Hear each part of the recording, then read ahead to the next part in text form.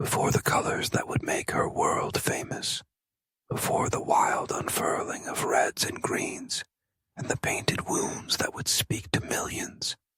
There was only stillness, a hush, both inside and out. Imagine, for a moment, an early evening in Mexico just after the rain. It isn't the brightness of day or the darkness of night. It's that pause in between, when the world seems to hold its breath, the streets shiny and silent under a lid of delicate clouds. The scent that lingers in the air is the earth itself, wet, humble, promising some kind of rebirth. In this slice of time, a city balances on the edge of change. Cars rattle on cobblestones. The of conversation seeps from doorways, a blend of Spanish and laughter, impatient with possibility. Everything is close, a hand brushing a wall, a glimmer of sunlight caught in the blue paint of a house, a memory blurred by steam rising off cooling stones.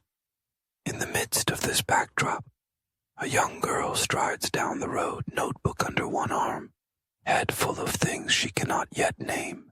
Her name is Frida. Right now, she is not an icon. She isn't even the painter she will become. She is simply a 17-year-old with a wild laugh, loud enough to scare the pigeons, quick enough to cut through the daily noise. Her uniform, stiff, shapeless, proper, does little to contain her. She moves through space as if carving a place for herself, elbowing her way into conversations, declaring herself against the quiet. This could have been any afternoon, the start of a story that goes somewhere ordinary, a degree, a job, a family maybe. But ordinary, even now, is never quite what fits around her. She dreams of white coats and stethoscopes. Her heroes pick apart illnesses. Her heroes save lives with intellect and steady hands. The arts, painting, poetry, the stuff she dabbles in for fun, are not the plan. Not really. But even plans are fragile things on days like these. It was meant to be a simple journey home. The wooden seats of the bus are worn smooth by the hundreds who have come before. People take their places, squeezed in, arms linked through rails, minds already drifting to kitchens, to letters, to evening promise. Frida laughs with a friend. Was it about a joke? About love? About future plans? The moment is so ordinary. No one notices when it ends. It happens in the space between heartbeats. A screech, a shudder. Wood gives way to metal, a force that is neither fair nor dramatic, but absolute in its violence. The streetcar collides with the bus.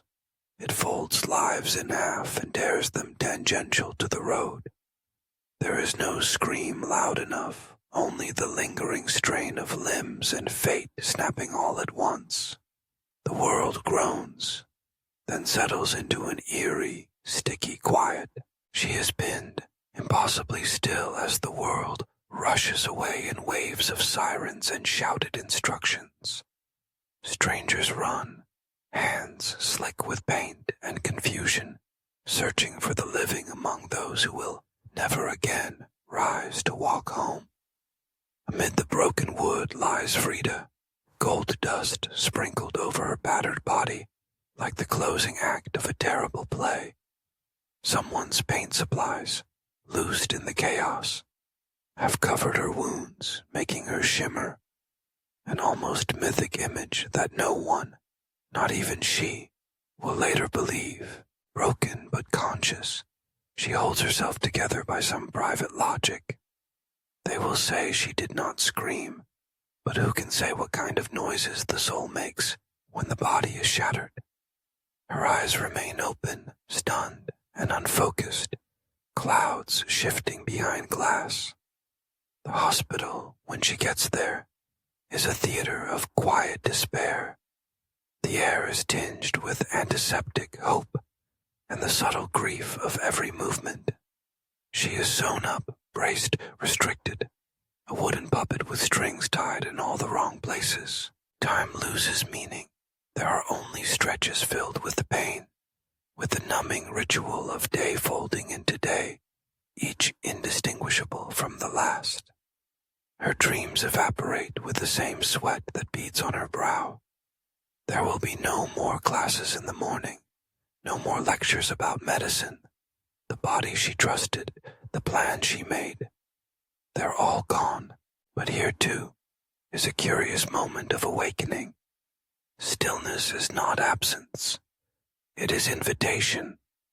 In the days that follow, as she lies beneath stiff white sheets, she is forced to see herself, the outlines of what is left, the boundaries of what has been taken. Her father, limping with his own private pain, brings her a mirror and a simple box of paints. It is too little and too much all at once, but there is little else to do. Alone in the quiet room, Frida lifts a brush, not to create beauty, but to mark the evidence of her endurance. She begins to map herself, each stroke urgent and precise, a painstaking record. There is no romance here, no artist's vanity. There is only the need to document, to defy obliteration by remembering every line, every scar. As fiercely as she can, she paints the hospital walls, the sharp angles of her own chin, the brown pools of her restless eyes. She paints not to escape the pain, but because in the act of painting, she becomes it. She contains it, transforms it, bends it to her will. Each portrait is a small rebellion, a refusal to go quietly into the living background that her broken body might otherwise demand. Days become weeks, her hands grow steadier, her gaze sharper. No audience applauds her here. There are no critics, no crowds. There is only the steady beat of her heart, the ache in her spine, and the colors she refuses to let be drained away. It is a revolution waged inch by inch, color by color, within the tight borders of a hospital bed. No one watching would think a legend was being born, but history turns, quietly, on such moments of solitary stubbornness. Outside, Mexico surges on, its streets busy, its skies bright. Inside, a girl's world has narrowed, even as she begins to live larger than she ever has. The still, bruised figure of Frida Kahlo is no longer simply mending. She is changing forever. The eruption of paint and self-reflection, of laughter through pain, is already seeding inside her. And though the world does not yet know her name, in this silent interval, before the blossom, beneath the bandages, the color waits, thrilling in the bones, ready to unfurl. In the blue hush of early morning, light creeps softly into the room, skimming the edge of the heavy cast that encases her torso. Plaster and linen, set hard by the hands of doctors, folds her chest and abdomen. A rigid carapace, white and unmoving as bone. Inside, her ribs protest every shift of the breath. Her lungs fight for space, hemmed in by the unyielding shell. Even air itself seems like a labor, nothing given freely. But she endures, staring up at the familiar ceiling above her childhood bed, listening to the songbirds outside that cannot see her waiting. Around her, life goes on. Footsteps creak on the floorboards, the soft voice of her mother humming in the kitchen, the distant laughter of children at play. All of it almost painfully ordinary, as if the world cannot see how she has changed. She cannot twist, cannot bend, cannot chase those old freedoms her body once knew as birthright.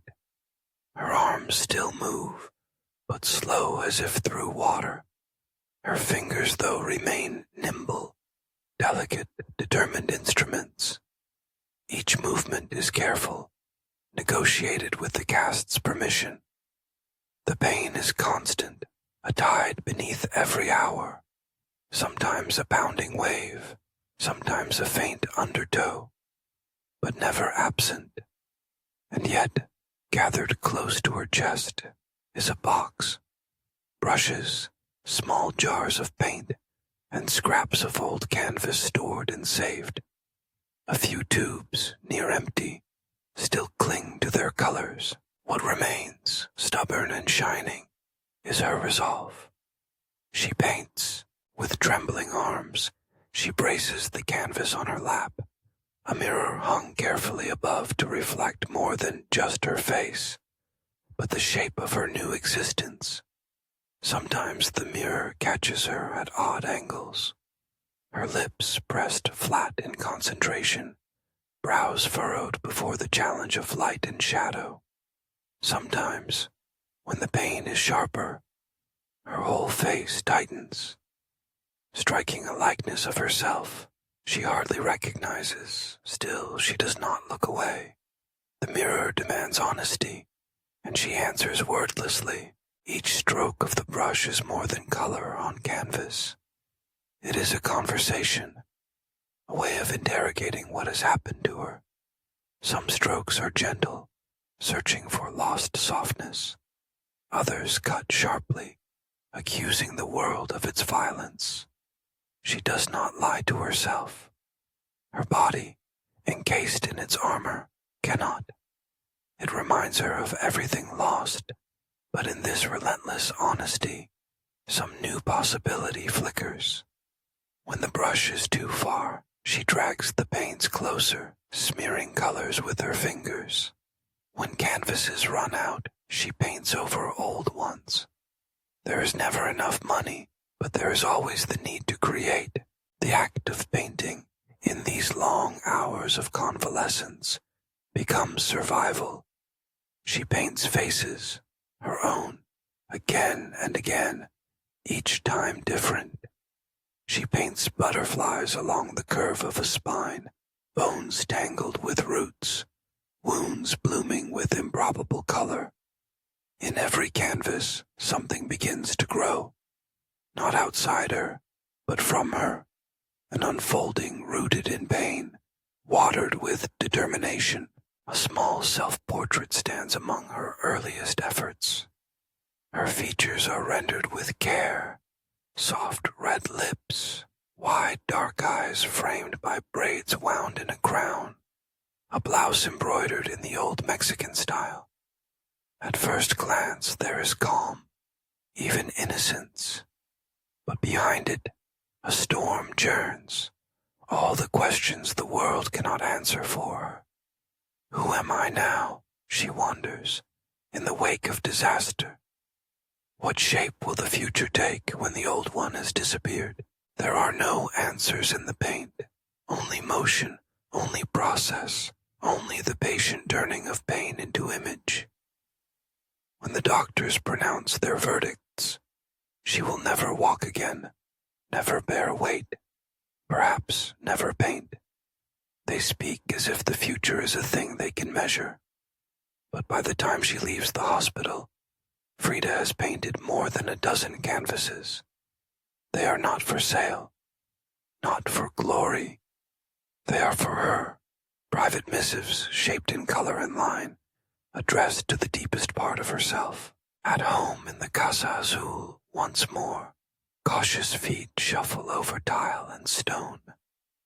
Her parents hover, hopeful, anxious, always watching. But Frida asserts her independence with a fierceness no illness can strip away. Pain is her companion, but so is defiance. Every step is a small rebellion. The garden calls to her with its riot of color. Flaming marigolds, bright green cacti, birds singing among branches. She walks barefoot over cool stones, her skirt grazing the leaves, earth steadying her uncertain limbs.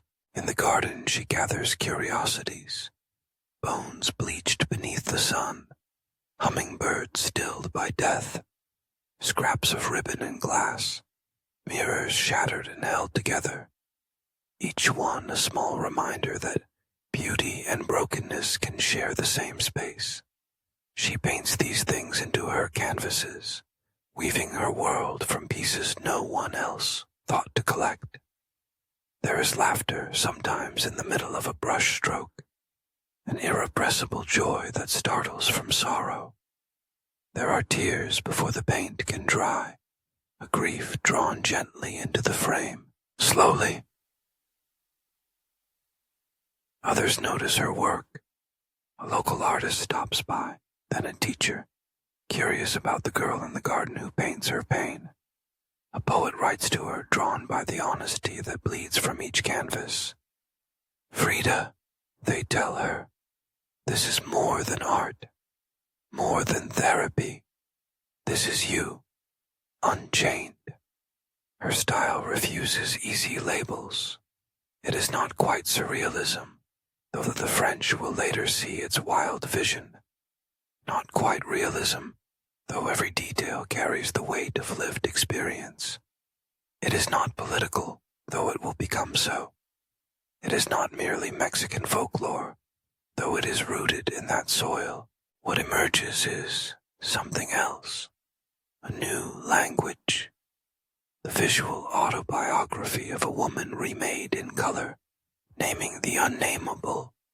Her work whispers that pain can speak, that suffering, far from silencing, can turn into song. But only the brave dare sing it. Sunset finds her painting again. The glow of a single candle falls over her latest self-portrait.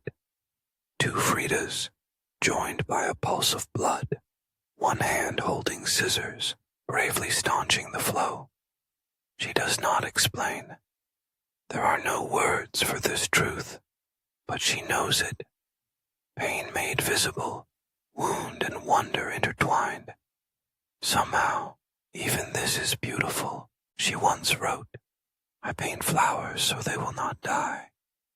But she paints wounds too, giving them life, not to glorify agony, nor to flee from it, but to give voice to what the world cannot see.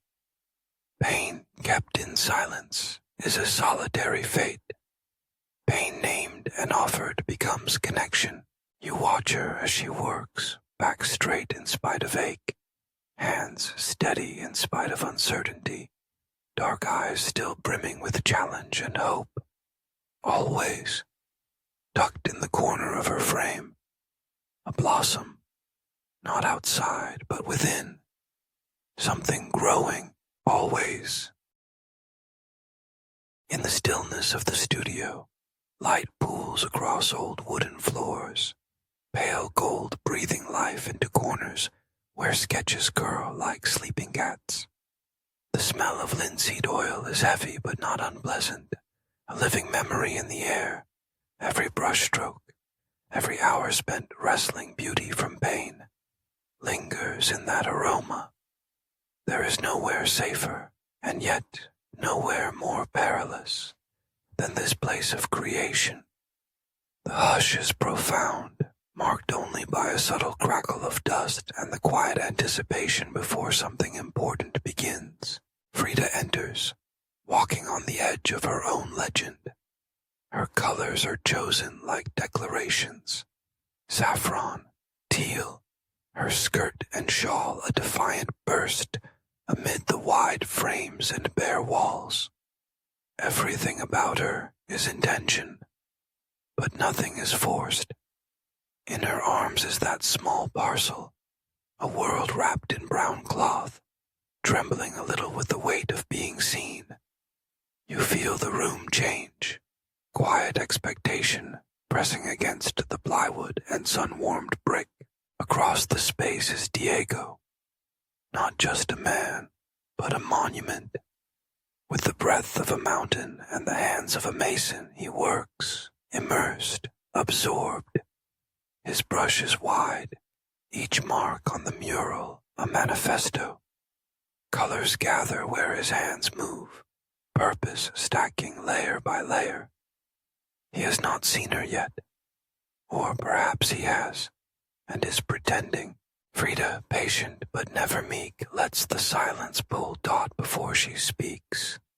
Her voice is steady and soft, but carries with it a challenge as bright as the beads at her throat.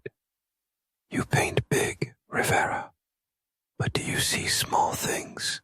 The question hovers, flirting with accusation, bathed in light and the smell of turpentine. Diego looks down, mid-stroke. The moment is quiet, but the air charges. A subtle but unmistakable collision. The noise of the universe dims. The world narrows to a golden room, and a question that is really an invitation. She unwraps the painting. Even Diego, towering above, must pause at what she reveals. Her self-portrait is frank, unsparing, wild with vines, and the possibility of pain. Frida stares out from the canvas with the calm of someone who knows exactly who she is, even as everyone else pretends to guess. Diego says little. There's no need.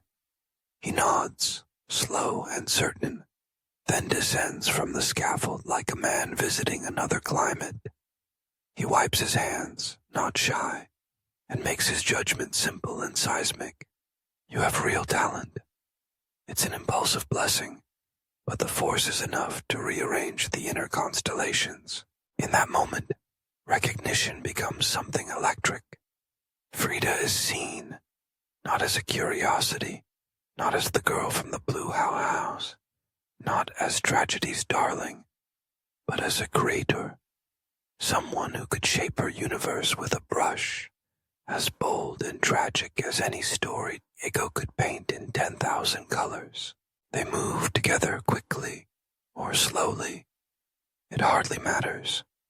From that instant, the path is carved. Passion, prickly and consuming, lifts and carries them.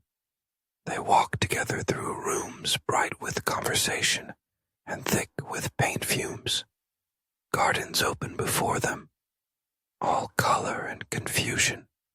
City streets slow down as they pass, unable to help themselves.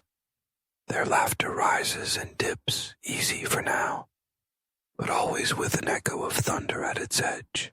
Their wedding is an act of rebellion and of hope stitched together. She wears green for the wildness of it. He forgets the ring, not out of carelessness, but because his hands are always busy, always uncertain what belongs to him and what is part of the world's great unfinished painting. Friends gossip in harsh whispers. Hearts are too old, bodies too broken, dreams already spent. But Frida listens only to the drumbeat in her own bones.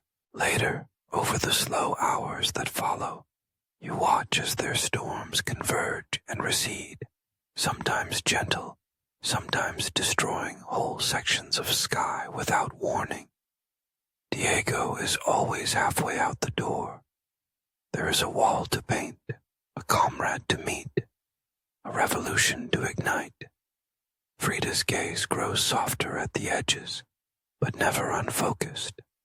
She sits among the morning cups and scraps of bread, and when the ache makes her fingers stiff, she tightens her hand around her brush. Pain requires a witness, and sometimes that witness is the world, but often it is enough to pour it onto the canvas. Each painting is a translation. Diego as ache, Diego as presence and absence, Diego as the wound and the cure. Her colors become arguments, her shapes confessions. He is painted over and over, not always kindly, but always truthfully, his face carved between her brows, filling her veins, inhabiting the soft, exposed parts of her heart. Frida does not take her wounds in silence. She charts the betrayals in crimson and sap green, in cuts of shadow, in the bruised blue that lives just beneath the surface. When Diego is unfaithful, she lowers her own armor, stepping into the world unpredictable and unbowed. She drinks too much, laughs too loudly. She trades her dresses for men's suits, scissors for hair, isolation for exposure. Destruction and creation burn together, forging new shapes within her. The city notices. People see her. A flash of scarlet skirt, braids wound with ribbons. A face at once youthful and ancient. Diego looms beside her, already legend, and Frida does not shrink to fit anyone's stories. Together, they are a contradiction, naughty, wild, sometimes impossibly tender. Some days they belong to each other, some days only to themselves. Their love is not a gentle story. It scars as much as it heals, hardens her where she used to be soft, tempers him where he thought himself unbreakable. Yet in the aftermath of every argument, every betrayal, every shared joke whispered at a party, Frida returns to her easel. She crafts again not just herself, but the fullness of her world. Raw, bleeding, unashamed, night falls softly in the blue house. The garden hums with frogs and distant music. Frida's back twinges, her body remembering all it's lost and all it's carried. She does not need to be told that she suffers. She simply paints, letting each brush stroke offer testimony. Sometimes her pain is Diego. Sometimes her pain is only her own. She does not complain. She assembles her future in shades she alone will choose. This is what remains, love and pain, never entirely separate, translated with honesty onto worn canvas. Diego comes and goes, a whirlwind of ideas and anxieties. But Frida stands, every day, before a fresh surface, daring to look, daring the world to look back with her. And always, always, she keeps going. The walls that surround Frida are not simply surfaces painted in color. They are a world unto themselves. Deep cobalt blue, a shade so intense that it seems to hum with a presence of its own, encasing the room in a richness and a gravity that holds every emotion inside. Depending on the hour, those walls transform. At sunrise, mist and gold soften the edges, but by sunset, that blue becomes nearly incandescent, burning against the last light. When thunderstorms pass, the hue deepens into an indelible shadow, the color of ink, of spilled indigos collecting all of Frida's nights. From outside, the house whispers of laughter and vitality. The Casa Azul shines among the neighborhood, colors glowing even on cloudy days. Its exterior is joyful. Terracotta pots overflow with green, the walks bordered with orange marigolds that seem to capture sunlight, and intricate red tiles inscribe warmth into the very threshold. To passers-by and friends, it is a beacon, an artist's home, full of life, overflowing with creation. Cross that threshold, though, and the house tells another story, one not of concealment, but of coexistence with pain. Within the blue walls lies Frida herself, supine on her bed, her body braced by another cast, ribs locked and spine arrested by plaster and gauze. This cast is not her first, nor will it be her last, but its weight is new, pressing her deeper into the mattress with each breath. It is here, in this room of watches and witnesses, that she fights another battle for herself, a struggle marked not by outcry, but by the sheer exhaustion etched into her every inhalation. Her paintings populate the walls, not merely as art, but as sentinels to her suffering and courage. They peer at her and at you, the visitor, holding stories within frames. Frida cast in a hospital bed, crimson staining arid sheets, suffering mapped as geography. Her heart painted open and fierce, with Diego, her beloved and tormentor, orbiting it like a planet that cannot be reached. Her spine, rendered as a classical column, splintered and barely upright. Her eyes leaking not saltwater tears, but sharp, bent nails. Iron tracks of agony that spill silently. These are not images to comfort, but they do not frighten her. She has made friends with the truth they show. She paints these things because she must. Today she does not cry. The agony is too old now, grown familiar, something she wears with a patient discipline. Stillness is not surrender, but conservation. Every move takes its toll. The doctors issue diagnoses and timelines. Months, they suggest. Their words rattle and drift away. She knows, as does anyone who has lived with pain, that real healing shapes itself by its own calendar, rarely matching the expectations of men in white coats. So, she fashions a new calendar, one only Frida could devise. On the wall a living ledger appears. One notches a day, draws a petal, paints a whimsical heart. The marks pile up, serpentine, floral, looping, each one a record of her refusal to disappear. This is no ordinary countdown. It is an account of endurance, an accounting of time not as progress, but as proof that she is still here. Her cast becomes a new canvas, a prison, transformed into protest. She covers it with an array of dazzling inventions, a rain of painted butterflies, fluttering hearts, vermilion ribbons, broken bones, and invoked names. The structures that are supposed to hold her captive, instead, announce her audacity. With every new visitor comes a new challenge, to smile in the face of pity, to summon the glint of gold in her mouth, to twist lipstick across her lips even when her spine aches, to crown herself with flowers so vibrant they dare anyone to look away. Beauty, for Frida, is an act of revolution, a way to say no to desolation.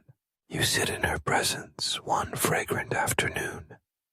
The air blends the medicinal tang of ointment with the luxurious sweetness of lilies and marigolds. Tamarind candy arrives, wrapped snugly in wax paper.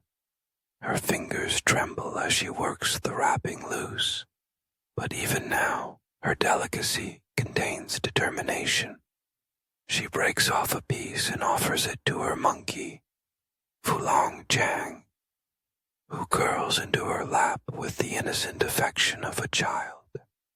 Frida strokes the animal's head with the tenderness she has reserved all her life for the children she cannot have. The accident that shattered her spine also made motherhood impossible. She has mourned this loss as deeply as any other, perhaps more. 3 miscarriages left her raw, sterile hospital light, steel tables, hushed voices, and the choking silence that follows. Few speak of these pains, but Frida paints them in all their reality. A fetus drifting above her, umbilical connection stretched thin, the fragility of hope clear and heart-wrenching.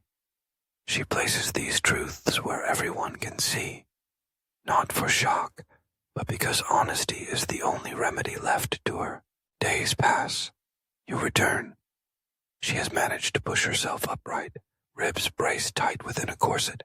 Beneath her unyielding steel and fabric, her resolve remains unbroken. She jokes, "They thought I would die after the first surgery, but I have outlasted both their predictions and their pity." Her smile is softer now, shaded by fatigue and wisdom. Years of adversity have forced her to make room for pain, as one might for a difficult guest. Unwelcome, but unavoidable, you help her to her feet. She leans heavily on you at first. Her legs quiver, each step hard-won. Yet she is determined to reach her easel, the space where her hands speak when her back cannot. The sharp scent of paint mingles with her dogged hope. She regards her tools, brush, canvas, pigment, as comrades. With them she breaks the silence, painting herself back into the world, one audacious image at a time. In the end, her body may be battered, fractured, shrouded by uncertainty, but her will is undiminished, and her hands are relentless. They keep making, keep reaching, keep testifying. In every stroke, every image, the tale continues. A body may break, but the spirit and the story it must tell endures beyond all confinement. She sits quietly beneath the drizzle, leaking through the window panes, the faded scent of violets smoothing the rough edges of morning. Some days, her own reflection seems to shimmer on the ceiling above her bed, caught between movement and stasis, warped by a night's uneasy dreams. The mirror is never precisely fixed. Its wire digs a little deeper into crumbling plaster every few weeks, listing, sliding, tilting. No matter how carefully she balances it, the glass falls ever so slightly crooked, warping her face at unknown angles, pulling something new from the well of memory and pain each dawn. She has learned to read her own face the way a fortune teller reads cards. There are mornings when her mother's eyes linger in the mirror, steady, questioning, ever watchful. There are others when Diego's distance blurs her outline, the heat of his absence hollowing her cheeks, darkening the brown of her eyes. And then, on those rare mornings when the air thickens with rain, and her spine throbs like a warning bell, she finds something she cannot name.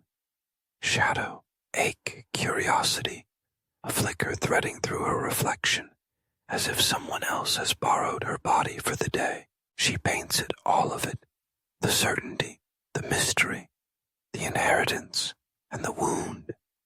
Self-portraits line in the walls and gather in stacks under the bed. Each new canvas catches a different root of longing or survival. Some are fierce, jaw set in defiance, while others are blurred around the edges, as if an earthquake had rattled the paint while it was still wet. In the hush that follows a finished painting, she wonders if each new version brings her closer to the truth or just further from certainty. To outsiders, the repetition is a riddle. 50 or more faces, yet only one woman. Critics scoff, brushing aside her labor as vanity, her self-scrutiny as narcissism. She meets their gaze with quiet resignation, the hint of a smile lifting the corners of her mouth. Alone, she shrugs. What choice does she have but to paint the person who lives most vividly in her world? If she is endlessly her own subject, is it by narcissism or by necessity? Years from now, she will explain it simply. If I paint myself, it's because I am so often alone, because I am the subject I know best. The simplicity does not diminish the enormity of her daily reckoning. Who else could hold a brush steady enough to trace the ache twisting along her spine? A curving railroad of pain welded into place by a steel corset no one else can see. Who else could mix colors to translate a rib cage tightened by surgery, by sorrow, by memory? Who else could bear the weight of her gaze, undiluted and unwavering, as she measures the boundaries of her own face for the 1000th time? She refuses to look away, refuses to flinch, combining each scar and secret into layers of oil and pigment. In her cramped, fern-choked studio, she stands at her easel, hair wound into a neat braid, the scent of turpentine rising in slow, invisible waves. She works methodically, eyes narrowing to better focus on the heart of her subject, her own unwavering stare. The people she carries are never far. The monkeys hover just behind her shoulder, sometimes playful, sometimes protective, always curling their tails around her neck as if trying to anchor her to the world. Thorns rope across her skin, but she leaves every drop of blood on display, each bead of red a tiny testament to insistence. Yes, I suffered. No, I do not look away. Behind her, the jungle crowds inward, a mess of tangled green, half enchantment, half menace. This is her inner world made visible, each leaf trembling with possibility and danger. Eyes, disembodied and watchful, float on the edges of her vision, persistent specters of judgment and curiosity. She suspects that they might belong to all of us, the voyeurs, the critics, the friends, the lovers, the strangers. When they stare, she stares back, unapologetic, relentless, daring anyone to blink first. Each portrait rings with echoes of saints from the old churches, medieval, flat, delineated in gold and crimson. But these saints are not distant or perfect. These saints bleed, they smirk, they wear their unibrows, their jewelry, their lipstick, their grief, not as shame, but as medals for endurance. The old masters gilded their martyrs. She paints her truth without ornament, but with body and soul intact. Sometimes, a rare visitor will stand beside her and wonder aloud, isn't it difficult, this relentless honesty? Doesn't it ache to paint wounds so openly?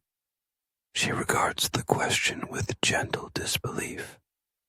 It hurts more not to, she says softly, as if sharing the punchline to an old bitter joke.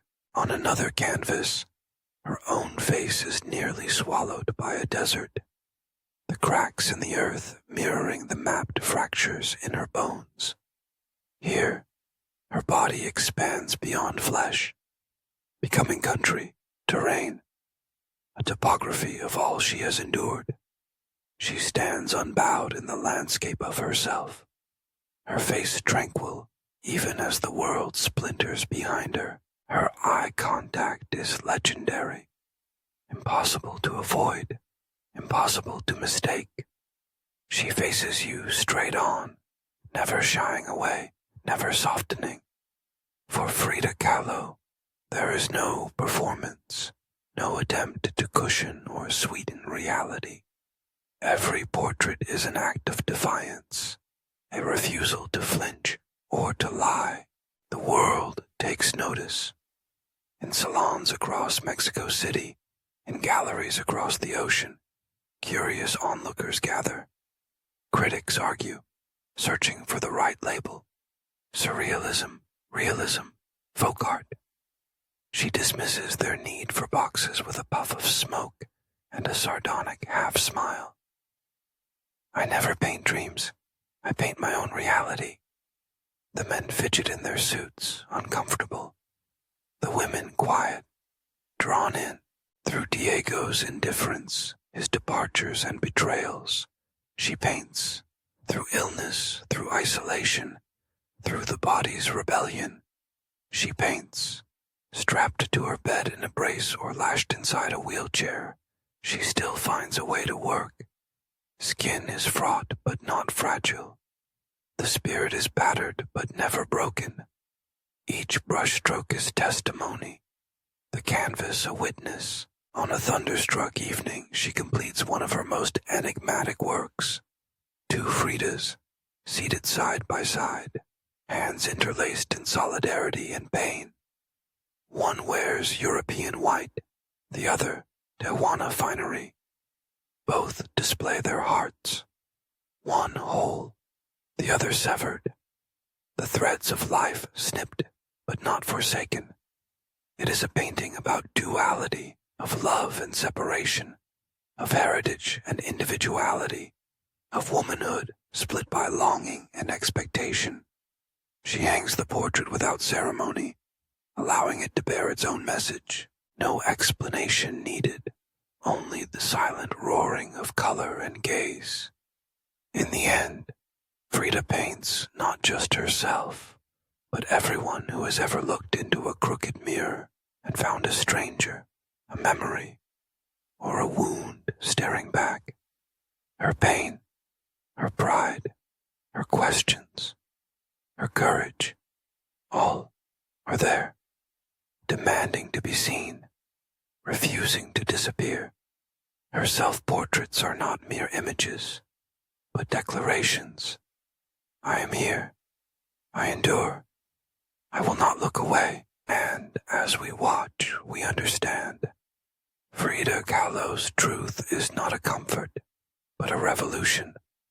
It is the unflinching gaze that refuses to disappear, the voice that continues, loudly, softly, eternally. The morning unfolds, thick and gray, as if the weight of the rain-soaked clouds has seeped through the ceiling and settled into every corner of the Casa Azul.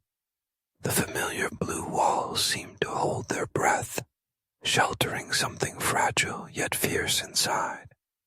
The air, heavy with the scent of wet earth and distant flowers, pulses with the sound of church bells, muffled and slow, weaving through the soft patter of rain on glass.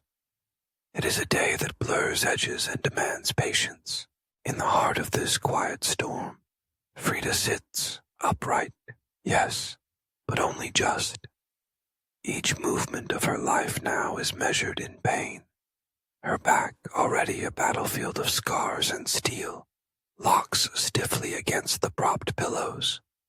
Her leg throbs, swollen and angry beneath the blankets, alive with an ache no medicine seems to touch. The doctors, grave and careful, exchange their verdicts in whispers beneath the watchful eyes of Diego's murals. Their words drift to her on gusts of stale hospital language, incision, infection, amputation. She has heard them all before, but Frida does not surrender her attention to those voices anymore. They belong to another world, a world that writes symptoms in neat black ink and draws lines between the living and the suffering. Frida has always lived in the messy middle. Now, every moment on this side of pain is a declaration. Her suffering is not a case study. It is the crucible where her real voice is forged. She lets their words slip past her, choosing instead to listen to the deeper, older chorus inside. It's the voice she's known since girlhood, when polio knotted her leg and stole her dances, when fate turned a streetcar into a cage of iron and splinters. That voice, vibrant and unafraid, has shaped everything she's ever painted. It grows more insistent with each brushstroke, echoing through her body, quickening her blood, demanding to be seen and heard. You sit quietly, just beyond the edge of her bed, witnessing this daily act of resurrection. Even here, where the world has shrunk to 4 blue walls, a narrow band of sky, and the close circle of medical routines, Frida continues to paint. The canvas lies angled across her knees, the easel awkward but steadfast. A nurse adjusts the pillows, careful not to brush against her wounds. Frida's hand trembles as she dips a brush into scarlet, but the color seems to steady her. Each stroke is effortful, etched with its own cost, but she does not falter. This time, the portrait is not a mirror for her own anguish. Today, the face emerging from the storm of pigment is that of Karl Marx. his beard wild, his gaze implacable. Around his image, a surge of reds and browns, peasants and protesters, banners and rough hands reaching upward. Even here, with her body undone and her world narrowed, Frida refuses to disappear into silence or symbolism. She is not merely an emblem of pain or struggle. She is a mouthpiece for revolution. Her art thrums with defiance against the government that censors, the churches that declare absolutes, the doctors who see only her diagnosis, never her spirit. But most of all, against the suffocating tradition that tells women to swallow pain in secret, to wrap it in politeness and lace and let it bleed away quietly. Not Frida. She clads pain in wild color and sharp contrast, rips apart the shroud of silence, and lays her wounds bare as banners, not as defeat, but as power. It is through this agony that the work shines brighter than ever, as if adversity has burned away every hesitation, leaving only a raw, dazzling core. She paints peasants with broad, calloused hands. She paints workers, faces shaded with exhaustion, but burning with resolve. Fists and flags and fields of color, her convictions unfurling across the canvas like thunder chasing lightning. For Frida, pain has always been invasive, but now it is also incendiary, a fuel for the art that outpaces her failing body. Above the whir of the storm and the doctor's distant debate, Frida's voice cuts clear and low. She is speaking to someone, another artist waiting in the corner, or perhaps a hesitant admirer, or perhaps herself, the girl from long ago. I used to think I was the strangest person in the world, she says, her voice unsteadily steady. But now I know there are many like me, who feel bizarre and flawed in the same way I do. Her tone is not uncertain. Somehow it is triumphant. She no longer paints for the approval of galleries or the passing glance of critics. She paints for those who do not fit, whose bodies and hearts have been marked by misfortune and outrage, for the broken and brilliant, the misfits and the mournful. For the ones who never felt seen, her world expands, even as her body betrays her. Political meetings are crammed into her new routine, carried into rallies in the arms of friends, even when her legs cannot take the weight. Red lipstick, bright as a trumpet blast, a crown of flowers perched on hair braided with ribbons, corsets of iron lined with velvet. Her rebellion is never drab. Even protest deserves elegance, she declares, her smile sly, as red as the petals in her hair. At one demonstration, rain streaming in sheets and pounding the city's stones, Frida sits in her wheelchair, draped in a crimson shawl. She does not speak. A raised fist is enough. The silence is filled with the language of her body and her paintings, with the histories she carries on her aching frame. Back in the Casa Azul, the world feels softer, but no less electric. The garden stirs, plants bowing under the falling rain, stone paths glistening. A cat slinks through the aloe, tail high.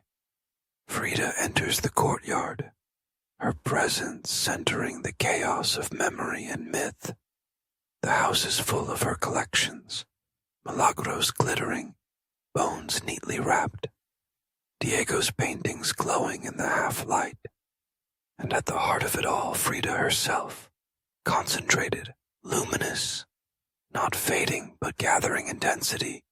There is fierceness in her stillness and almost holy conviction.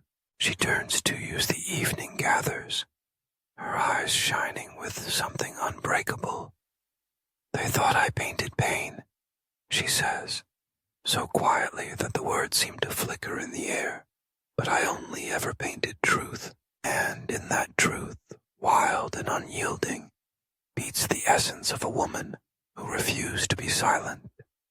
Her art is the dangerous color that cannot be washed away, a testament to those who burn, not despite their wounds, but because of them. The Casa Azul is quiet at dawn, blue walls cupping dreams, cradling secrets that have seeped deep into the floors, the garden, the very air.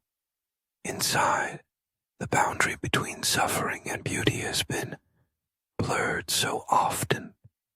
They wind together like vines on the trellises outside Frida's window. The first sounds are often the soft shufflings of parrots and doves, feathers rustling in the coolness, and the unmistakable click and rasp of crutches on tile as Frida Kahlo rises to greet another morning. She does not rise easily. Bones complain against the weight of another day. Joints catch and grind like stubborn gears. The corset, a shell of plaster and leather, lies in wait on the chair, a necessary armor yet a daily cage. She tightens it herself, fingers stubbornly nimble despite their betrayals. There is dignity, even in small rituals, combing her hair, adding the brush of bold color to lips, pinning fresh marigolds and bougainvillea to glossy black braids. To dress herself, to present herself, is not vanity. It is defiance, a brilliant palette raised against dull pain. In the kitchen, Frida moves with careful deliberation, every step measured but purposeful. The ache never vanishes, but she does not linger there. Instead, she slices a mango, juices running onto her hands. The fruit is golden, sun trapped in its flesh. She lines up papaya slices, ruby watermelon, limes green as the parrots. Food is not always for the bee. Sometimes it's only for the eyes. The arrangement on the plate is as intentional as her paintings. Geometry, color, contrast. She sees the painting before her hand ever touches a brush. Her bed, near the window, becomes a studio. The world outside, rustling jacaranda, flashes of hummingbirds, children's laughter echoing down the street, filters in, diluted but real. Painted sugar skulls watch from shelves as Frida assembles her supplies.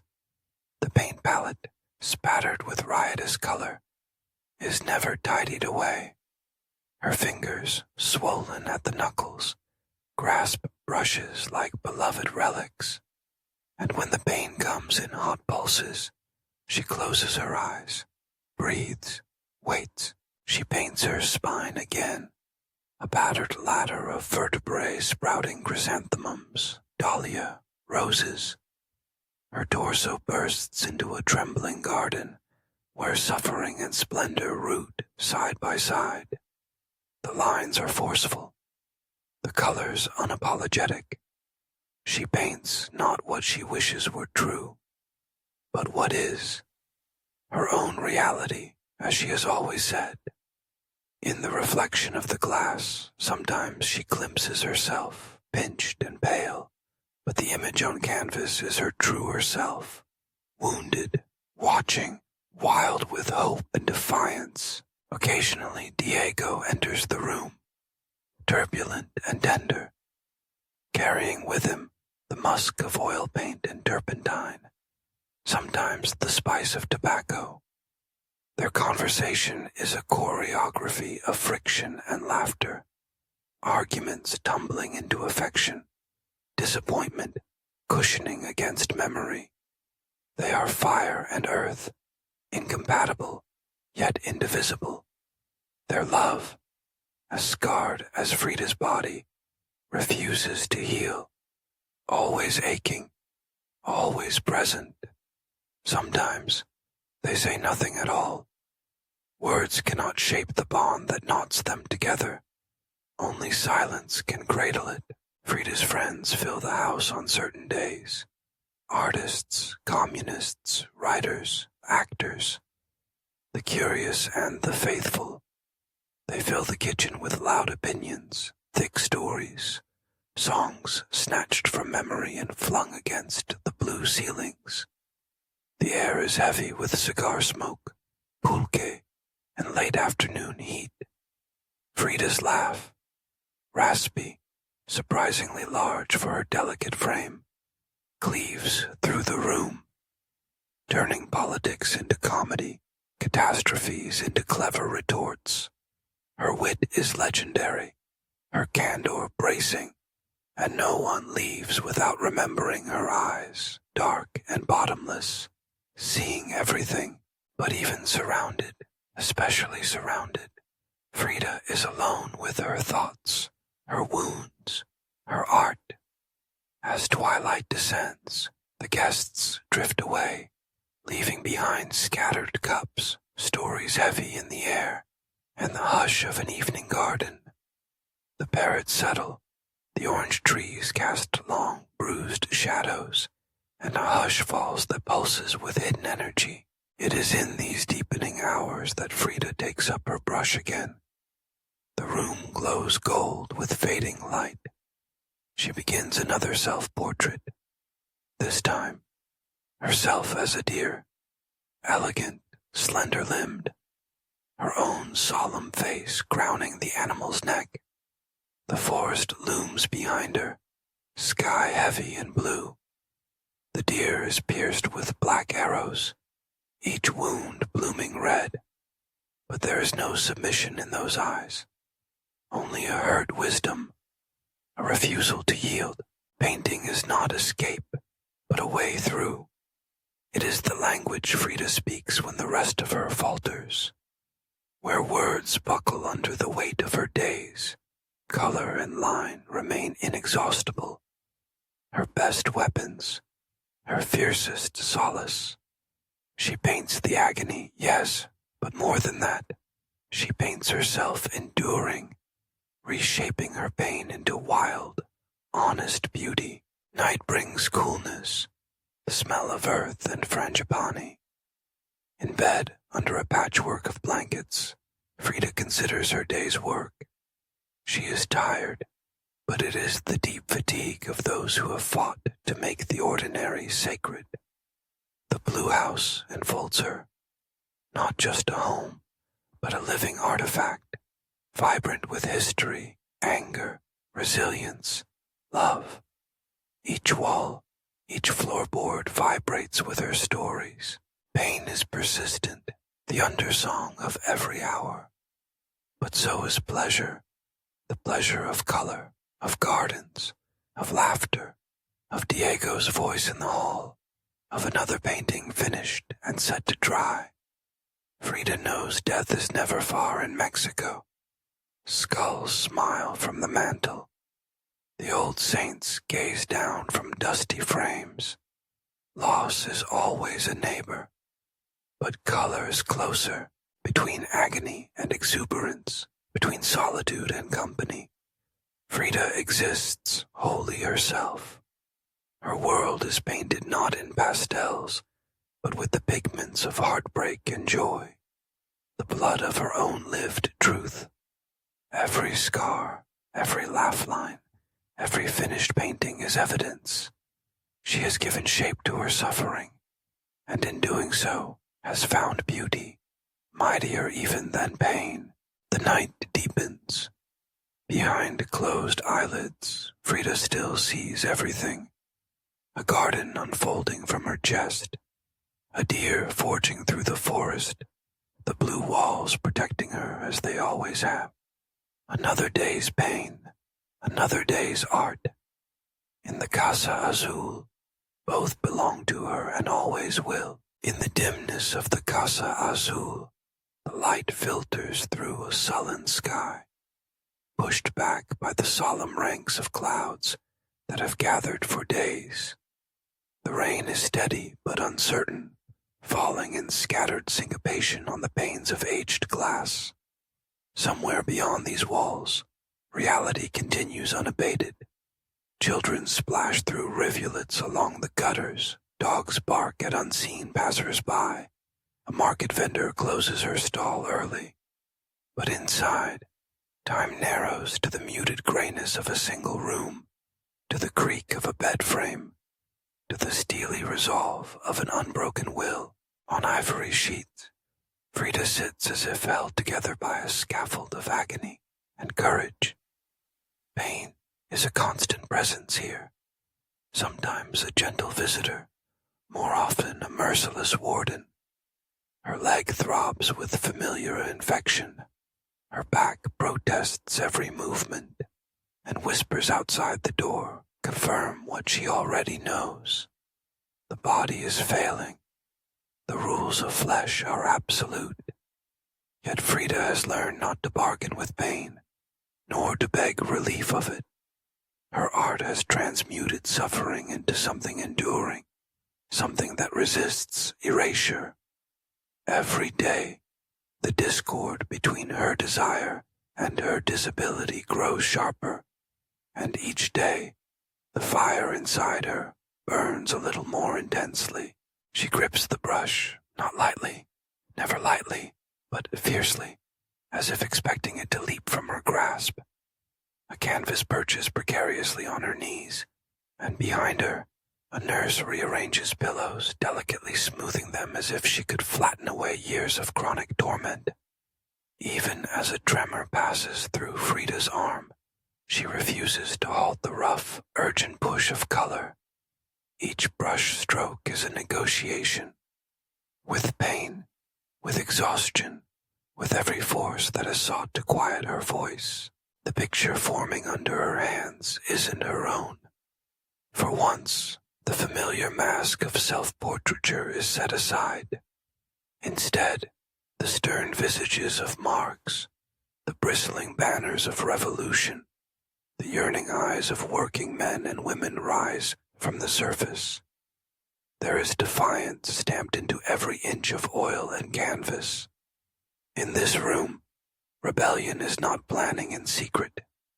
It is enacted boldly, openly, and without permission. Outside, the world may think of Frida as a symbol, the wounded woman, the enduring artist. But laying eyes on her now, her jaw set, the line of her mouth unyielding as she works, you know that was never the whole story. The revolution she's painting is not distant, not abstract, but personal. It is the revolution of a woman unwilling to be named only by her maladies or categorized by her eccentricities. She paints the farmers with boots caked in the earth of Mexico, their hands as cracked as dry riverbeds. She paints the women, sharp-eyed, standing over steaming pots, cradling infants, sheltering hopes long denied by government decree. Each scene is tethered to her own experience. How many times was she asked to surrender, to hide her political passions behind lace curtains and drawn smiles?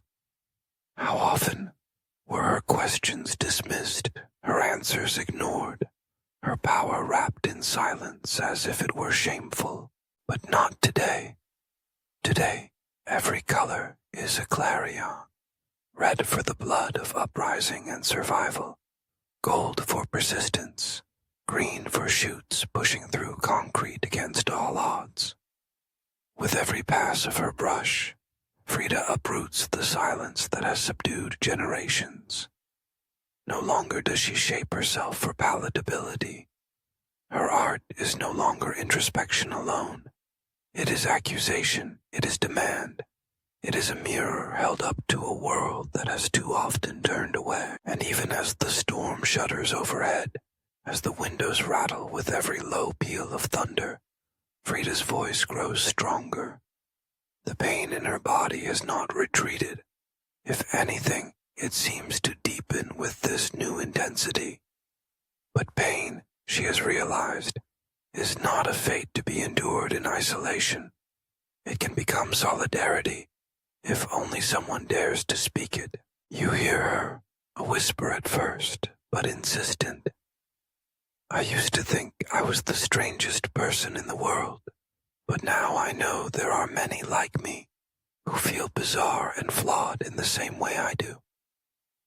These words are not thrown casually into the air. They are invitations, bridges, lifelines, stretching out to all those longing for validation. In these moments, her art ceases to be just self-documentation. It is a rallying cry for the wounded, the outcast, the solitary, to remind them they are not alone. Her world expands beyond this room, beyond her body. Even when carried in a wheelchair, swathed in a crimson shawl, adorned with flowers that defy the expectations of mourning, she is present at marches, vigils, gatherings where voices rise in unison for justice. She does not bother with resignation or meekness. Protest, she demonstrates with every gesture, can and should be beautiful too. Her lipstick is as deliberate as her signature, her corset as much a banner as any painted placard.